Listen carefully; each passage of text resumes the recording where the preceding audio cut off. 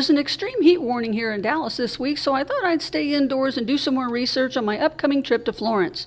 I dug through some boxes in storage and I found my old Rick Steves' Florence and Tuscany guidebook.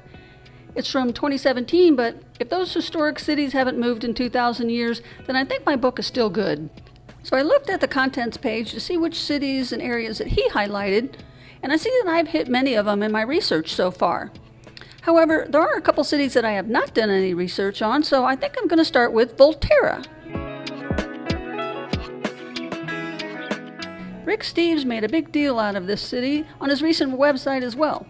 So I think it's probably one of those big bus tour routes and cities, but I'm going in November, so I think the crowds might be less.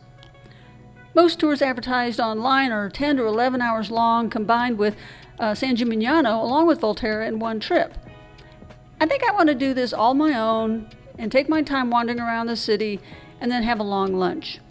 So Volterra is one of those hilltop towns with fortification walls around it that still exist.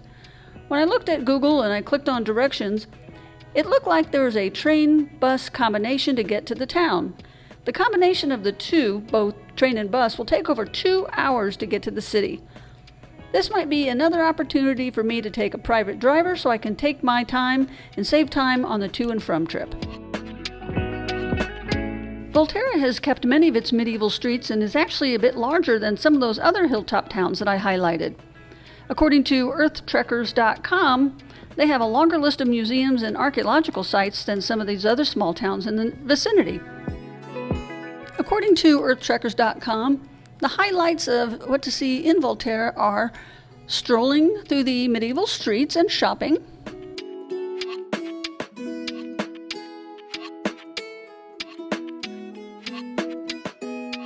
there's a main square called Piazza di Fiori.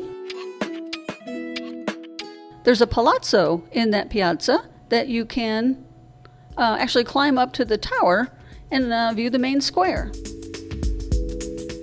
Just on the side of the hill overlooking the valley is a Roman theater, which is one of the best preserved Roman theaters in all of Italy. As you're strolling through the medieval streets, you'll get a great panoramic views of the countryside.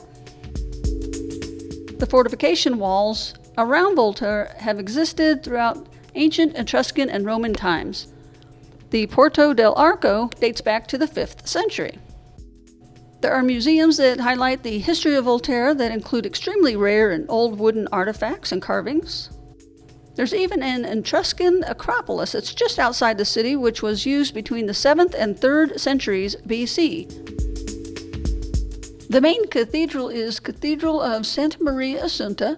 It was consecrated in the 12th century, and across from that Duomo is the baptistry. The Palazzo Viti, or the Viti Palace, is one of the most beautiful and private residences in Italy that can be visited by tourists. And since Volterra is known for its alabaster, there are plenty of shops where you can buy some. Meanwhile, my focus while I'm wandering through all these sites is to find a great place to have lunch.